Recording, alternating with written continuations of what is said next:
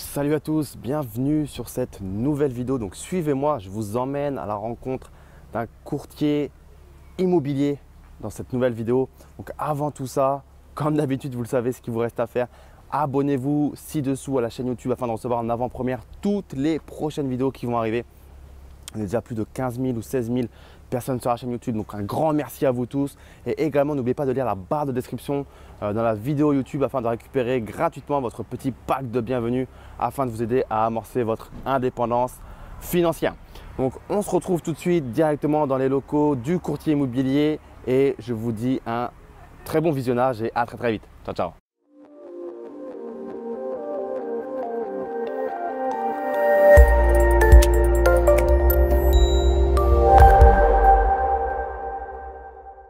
Comme je vous disais, on se retrouve à Reims dans les locaux de Crédit Expert en compagnie de Maxime Serafini.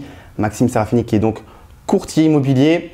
On va parler avec lui de l'intérêt pour vous en tant qu'investisseur de se servir des services d'un courtier pour votre achat immobilier. Est-ce que c'est quelque chose d'utile ou pas? Est-ce que c'est primordial ou pas? En quoi ça peut vous aider et vous servir? Donc Maxime, salut. Salut Raphaël. Comment tu vas? Bah écoute, je suis au top, impeccable. Super. Est-ce que tu peux te présenter rapidement un petit peu pour tout le monde, nous dire qui tu es, ce que tu fais dans la vie, même si je t'ai déjà un petit peu présenté, mais voilà, nous dire un petit peu tout ça. Ok. Alors, moi je suis effectivement courtier en prêt immobilier. Je fais partie du réseau Crédit Expert, qui est un réseau qui existe depuis une dizaine d'années, qui a une particularité, c'est-à-dire qu'aujourd'hui, nous, on est spécialisé dans le financement pour le particulier, mais également pour le professionnel.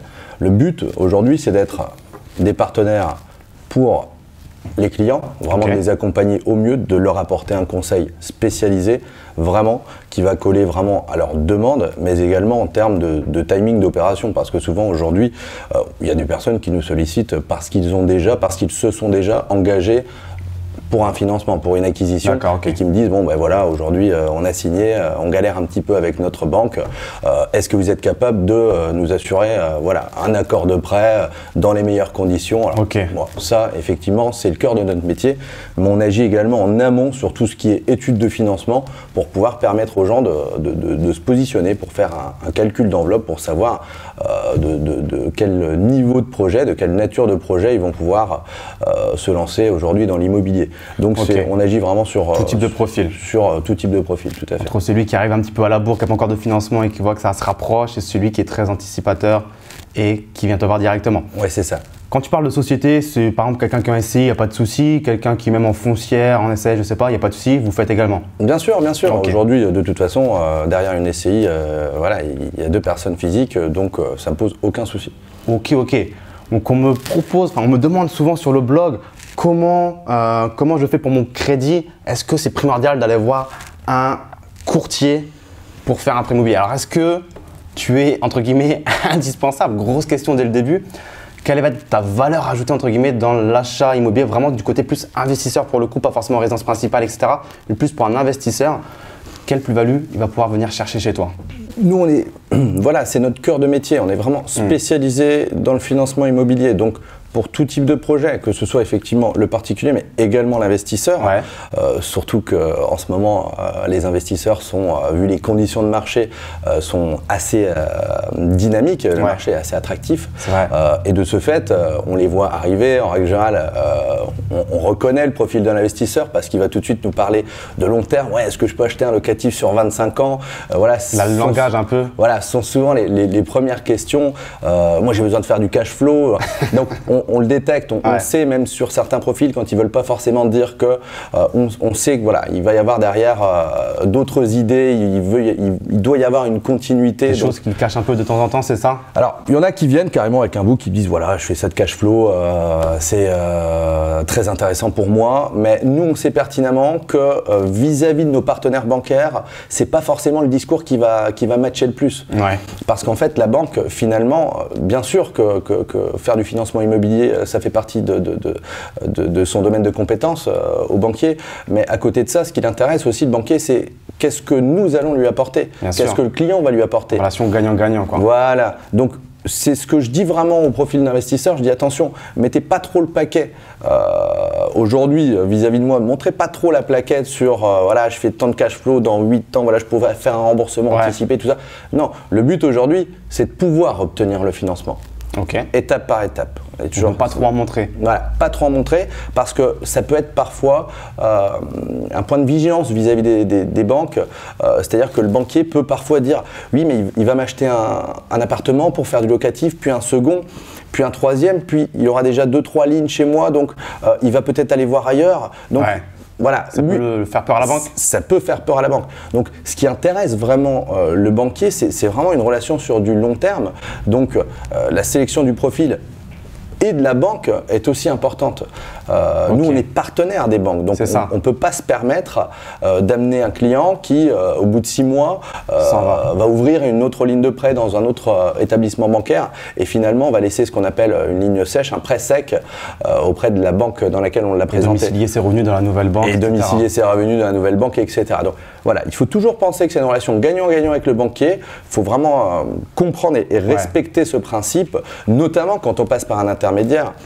Voilà, on est un réseau national, on a une image de marque à respecter, on doit faire partie, ce qui est extrêmement rare dans notre secteur d'activité, nous sommes un réseau entièrement de salariés en fait. Nous sommes que dans des succursales. Donc c'est vraiment une particularité, c'est-à-dire qu'on a une image sur le territoire national à respecter. Et moi, indépendamment, à la limite, c'est un petit peu la différence de la franchise. Le franchisé, même s'il a un savoir-faire et une image à respecter, s'il fait n'importe quoi, tant pis pour lui. Si sa boîte demain elle coule, voilà, c'est une enseigne qui ferme, point barre. Nous aujourd'hui, voilà, c'est un réseau 100% de salariés. On travaille pour nos patrons et donc on a vraiment ce devoir de respecter nos partenaires bancaires parce que ça peut avoir des répercussions à l'autre bout de la France. Au niveau national, exactement. Même un petit peu plus que national puisque vous êtes au Luxembourg. Également, oui, tout à fait. Hein, on fait partie des rares à être implantés également au Luxembourg, tout à fait. Ok, donc bien comprendre en fait ce que veut la banque, relation gagnant-gagnant puisque la banque c'est une entreprise, elle veut faire des bénéfices, elle veut de l'épargne pour réinvestir cette épargne et faire des bénéfices encore plus. C'est elle qui prête. C'est elle qui prête, c'est un petit peu elle qui décide. C'est le pivot d'une opération finalement, la banque. On est d'accord. Tu es également, du coup, par extension aussi le pivot d'une opération immobilière, puisque sans financement, il n'y a pas d'opération. Tout à fait. On peut l'envisager comme ça aussi, forcément. Ok. Alors, quelle relation un courtier a avec les banques par rapport à un particulier qui irait défendre tout seul son projet? Donc, moi, je sais pas, je rentre dans une banque, je monte mon projet, mon prévisionnel, des choses comme ça. Est-ce que vous avez une relation différente en termes de dialogue avec les banques? Est-ce que vous êtes mieux reçu? Est-ce que vous avez de meilleures conditions à coup sûr, entre guillemets, pour l'investisseur? Voilà, pour être très franc, il arrive parfois, on va être vraiment discuté un bâton au pied aujourd'hui, il arrive parfois qu'on obtienne les mêmes conditions que certains clients en direct. Ça, je veux dire, ça m'est déjà arrivé, c'est rare, mais ça m'est déjà arrivé. Par ailleurs, la banque, elle, même si elle attire le client avec un taux, parce il faut parler de taux aujourd'hui. C'est vrai que les gens recherchent souvent les meilleures conditions et ça passe souvent par le taux. On nous demande souvent un taux. À côté de ça, je mets toujours un point de vigilance par rapport à cela parce que il n'y a pas que le taux dans un projet immobilier. C'est vraiment un produit qui doit caler totalement, aux besoins du client. Je m'exprime un peu plus clairement. Il y a les assurances emprunteurs également qui rentrent en ligne de compte. Aujourd'hui, vu les conditions de marché vraiment historiquement basses, le coût total de l'assurance peut être quasi équivalent au coût total de l'assurance. Donc c'est bien d'être attractif avec un beau taux à 1%. Si le client derrière il se fait allumer, entre guillemets, passez-moi l'expression, sur les assurances, le banquier, clairement, il aura quand même c'est là qu'il prend un good job pour lui. Ça marche, Voilà. Donc à un moment donné, nous, on fait que ça. Voilà. Aujourd'hui, on fait ça tous les jours, donc on sait exactement quelles sont les attentes des banques. Donc notre rôle à nous, c'est effectivement d'aller chercher les meilleures conditions en termes de taux, taux initial du prêt, mais également d'aller chercher les assurances emprunteurs les plus pertinentes par rapport au profil de nos clients, par rapport au type d'opération. On sait qu'on n'assure pas de la même façon un investissement locatif qu'une résidence principale. Puis on va aller encore un peu plus loin dans la garantie du prêt. D'accord. Est-ce que le client aura besoin, vu encore une fois les conditions de marché, d'un transfert de garantie?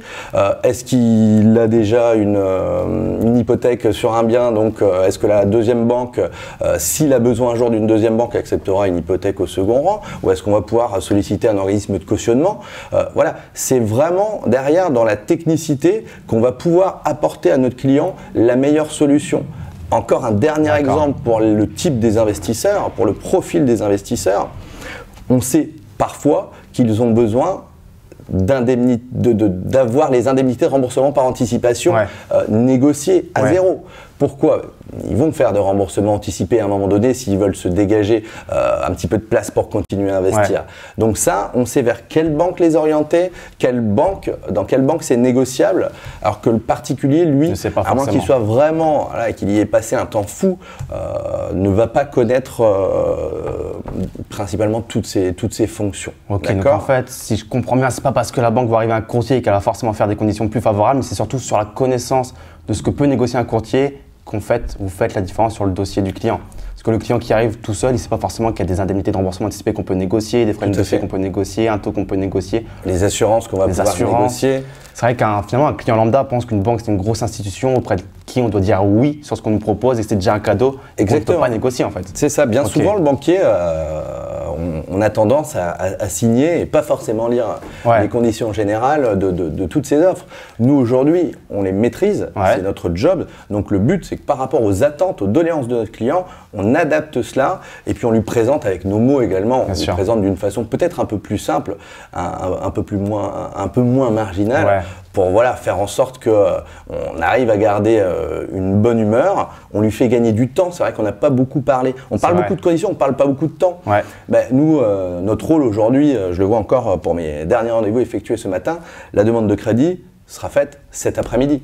D'accord, ultra rapide. J'ai eu les éléments ce matin, cet après-midi la demande de prêt sera faite, la semaine prochaine, il aura son accord de prêt. Et ce week-end, il aura pu se reposer. Donc voilà, ça à un moment donné, le gain de temps, au-delà de conditions, au-delà des conditions, ça va faire partie des éléments aussi hyper importants qu'on va pouvoir, sur lesquels on va pouvoir jouer pour aider notre client. Un indice de tranquillité qui augmente, on sait que c'est délégué, on sait que ça sera fait, donc c'est cool. Autre question qui revient souvent, combien ça coûte? Est-ce que ça coûte quelque chose? Comment ça fonctionne un courtier? T'attendais au tournant sur cette question. Alors voilà, j'ai la chance et l'honneur, j'ai envie de dire, parce que c'est vrai que c'est une particularité qui nous est propre. Crédit Expert, depuis 2007, est un réseau. Donc on a fêté nos 10 ans cette année. Félicitations. Pour le petit clin d'œil, merci. Qui a fait le choix de ne pas facturer d'honoraires à ses clients. D'accord. Alors comment vous gagnez de l'argent alors? Alors, là, tu me pousses vraiment dans mes retranchements, tu m'obliges à dire un peu comment ça se passe. Alors, bon, c'est tout simple. Les autres courtiers sont, sans vraiment voir le côté péjoratif, c'est leur modèle économique. Chacun fonctionne. Exactement. Les autres courtiers sont ce que j'appelle moi aujourd'hui les courtiers double honoraire. D'accord. C'est-à-dire que tous les courtiers, c'est quand même la base de notre métier, nous sommes IOBSP, intermédiaire en opérations bancaires et services de paiement. Voilà pourquoi on nous appelle courtier, parce que IOBSP, c'est quand même pas franchement sexy. Sexy aussi. Donc, les IOBSP sont payés à hauteur d'1 pourcentage du montant du prêt. C'est une fourchette comprise entre 0,8 et 1,2% du montant du prêt. Donc, pour faire simple, on touche 1% du montant du prêt. Quand je finance 500 000 €, la banque va nous donner. Il y a des plafonds, soyons vigilants. Il ne faut pas croire que le courtier est toujours bien grassement payé. Il est payé 1% du montant du prêt. Donc 500 000 €, on pourrait toucher, selon le plafond des banques, jusqu'à 5 000 €. 1% du montant du prêt. D'accord. Les autres courtiers prennent également des honoraires à leurs clients. D'accord. Alors, c'est une fourchette en moyenne de 2 000 €, donc qu'ils incluent dans leur financement. Donc c'est vraiment double honoraire. Ils sont payés par les banques, indépendamment du prêt du client, parce que souvent le client il dit « Monsieur Serafini, le pourcentage que vous prenez de la banque, ils le prennent sur notre prêt. » Non, c'est vraiment la différence fondamentale entre les autres et nous, c'est que les autres touchent comme nous. Ils perçoivent 1% du montant du prêt, mais à côté de cela, le courtier en face ajoute en règle générale environ 2 000 selon la nature du projet. Une construction, ça peut monter à 2 500, 3 000 €. Quand on finance un studio de 50 000, je trouve qu'il n'est pas cohérent, même pour un petit confrère, de prendre 2 000 € sur le financement d'un studio à 50. C'est un peu beaucoup. Donc vraiment, on a une source de rémunération qui provient du pourcentage que les banques nous donnent pour notre travail d'apporteur d'affaires quelque part, pour notre travail de distribution de leurs prêts. On leur apporte de nouveaux clients, en contrepartie, ils nous payent. Alors, est-ce que ça veut dire que si par exemple, je sais pas, moi demain, je suis client de plusieurs banques, on va dire 5 banques, parce que j'ai plein de comptes, je sais pas pourquoi, mais 5 banques. Fil à risque. Là, je viens de voir, est-ce que pour toi c'est un problème? Parce que je suis déjà client de certaines banques. Est-ce que les banques peuvent te dire écoutez, monsieur Serafini, le client que vous m'apportez est déjà client chez nous, du coup je ne vous paye pas de commission. Est-ce que c'est quelque chose qui est possible? En gros, est-ce que tu dois présenter ton dossier, enfin le dossier du client, à que des banques vierges où je ne suis jamais allé? Encore une fois, ça fait partie de nos grosses qualités, nos points forts. Ouais. C'est que le fait de ne pas avoir d'honoraires. Nos partenaires bancaires sont vraiment sensibles à cela. C'est-à-dire que quand ils vont arriver les courtiers, où ils savent très bien que le courtier va toucher un pourcentage du montant du prêt et en plus il va prendre 2 000 – 3 000 euros, c'est vrai que le banquier, pour les négociations des conventions d'indicateurs d'affaires qu'on fait avec eux pour justement être rémunérés, c'est peut-être un peu plus difficile pour eux à négocier.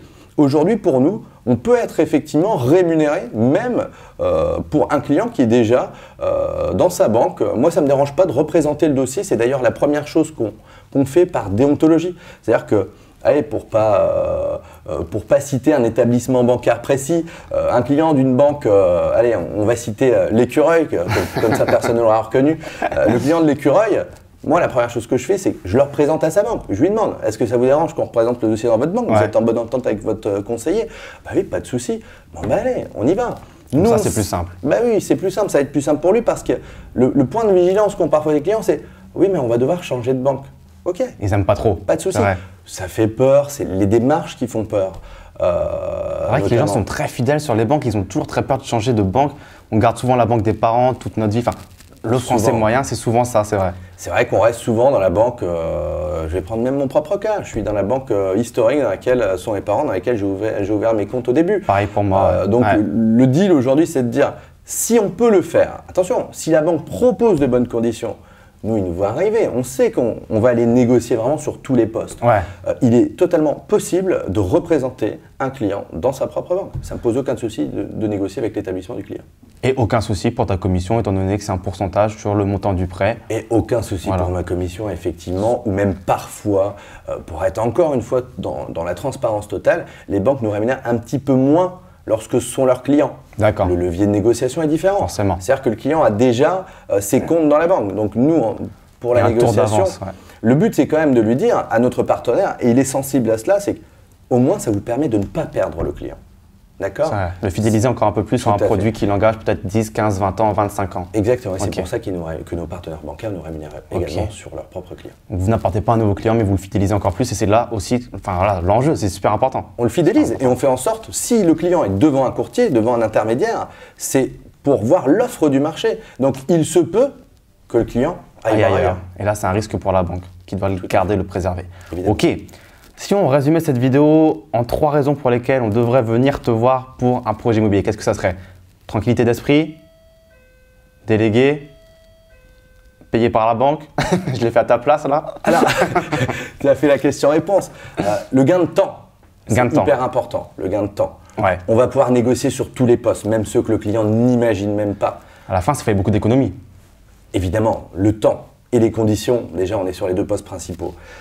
Et l'expertise, c'est-à-dire qu'on a un réseau d'anciens banquiers, on connaît parfaitement les règles, on connaît parfaitement les façons de fonctionner des différentes banques du marché, ce qui est difficile pour un banquier qui est dans une couleur, dans une banque. Je reprends l'exemple de l'Écureuil. Le banquier Écureuil, il va connaître les produits Écureuil. C'est ça. Il ne va pas forcément connaître les produits en face. Il n'y a pas l'ouverture du marché. On va avoir le panel et l'expertise des différents partenaires bancaires pour pouvoir trouver les solutions. Tu les connais toutes les banques finalement, tu sais comment elles fonctionnent, au moins dans ton secteur, enfin dans ta région, dans ta zone d'activité, tu connais toutes les banques, même les directeurs d'agence, tu sais comment ça fonctionne, quelle banque est plus enclin à accepter telle chose ou telle chose, tout à fait. etc. C'est pour ça qu'on est toujours meilleur, si on ne veut pas être prétentieux, sur un secteur géographique bien déterminé. Après, les banques globalement ont le même fonctionnement. Mais aujourd'hui, je pense qu'on est toujours meilleur en local. Après, le métier reste le même. Il suffit de s'adapter aux us et coutumes, on va dire, du partenaire qui va être à l'autre bout de la France, tout simplement. Ok. Est-ce que tu peux nous dire, pour conclure cette vidéo, où est-ce qu'on peut te retrouver? Donc toi, Maxime Serafini, tu es ici présent à Reims, même un petit peu plus à Champagne. Et Pernay, je pense que tu fais des projets pour toute la Champagne. Oui, bien sûr. Alors, moi aujourd'hui, c'est vrai que l'agence est basée à Reims, 59 boulevard du Général Leclerc. On a des agences partout en France. On peut nous trouver sur Internet. Je veux dire, tous les médias, tous les moyens de communication sont bons. Aujourd'hui, on reçoit des demandes sur Internet. Pareil, on a une obligation de les recontacter très très rapidement. Donc aujourd'hui, que ce soit sur Internet, par téléphone, sur le site Internet, donc créditexpert.fr, il y a les numéros de portable de tous les conseillers. Tout à fait, tous les conseillers partout en France. Donc voilà, que ce soit à l'agence en physique, sur Internet, par téléphone, notre job c'est quand même d'être réactif et d'apporter ce service à nos clients, donc de pouvoir y répondre. Mais vous avez des agences partout, donc quelqu'un qui regarde cette vidéo, qui a un projet à Marseille, je sais pas, à Lyon, à Nantes, à Lille, au Luxembourg, à Reims, à Strasbourg, Nancy. Mais les étrangers également. On a les étrangers. Crédit Expat, si vous voulez, c'est une cellule qui est créée uniquement pour les expatriés, spécialement pour les expatriés. Donc partout, à partir du moment où vous avez un besoin sur un projet immobilier. Super, donc la conclusion, c'est un petit peu de dire, voilà, si vous avez un projet immobilier en France pour lequel vous avez besoin d'un financement bancaire et que vous avez besoin de l'aide d'un courtier, eh bien n'hésitez pas à contacter Crédit Expert. Maxime Serafini, si vous êtes dans la région de Champagne, il se fera un plaisir très certainement de vous aider pour votre dossier. Donc Maxime, je te dis un grand merci pour cette vidéo, tous tes conseils. Je te resserre la main. Allez, à bientôt Raphaël. Et puis on se dit à une prochaine. Ça marche. Ciao, ciao.